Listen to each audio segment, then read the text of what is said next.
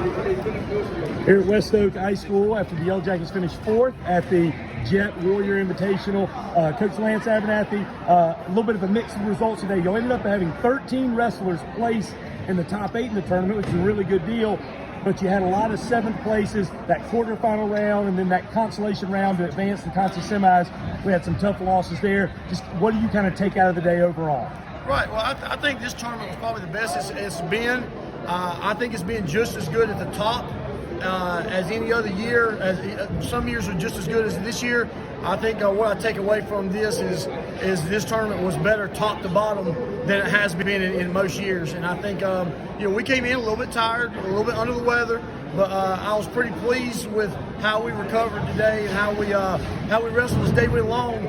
Despite some early setbacks during the day. All right, let's talk about the development of Mance Land. He places now 2 tournaments in a row. He's finished 3rd at the Yellow Jacket, which is a smaller tournament, but he ends up getting 7th place today. Really probably should have been 5th place. Just kind of talk a little bit about what you've seen out of the sophomore who's really come along. Right. Well, he's came along. He had struggles his freshman year, but we were able to get him back out here this year, and he is developing very, very nicely for us, and we feel like he's a threat anytime we wrestle anybody, and he's really come along for us, and we feel good about having him in the lineup down the stretch. Okay. Then talk about your top 3 places. You end up with 2 champions, Riley Lewis, Malachi, Malcolm, and then also a 3rd place finish out of Jackson Scanlon. What'd you see out of those guys? Right, yeah, Jackson Scanlon was one of the ones that was really pretty significantly under the weather today, but really battled through a tough day, not feeling great at all, and ended up with a good 3rd place finish and wrestled with some good kids. Malachi and Riley, those 2 guys. That was our 2nd and 3rd time we've ever had a kid win. Last year was our first with Ty Bridges, and these 2 followed up with 2 good wins. And Malachi Miles won a weight class that had a defending state champion in it that lost in the semifinals. Riley Lewis wrestled a guy in the finals that was a 3A state placer, and they've wrestled several times this year, and always close matches. So pretty pleased with how that turned out with those guys. Okay, how about the rest of your team? The way some of them bounce back after losses.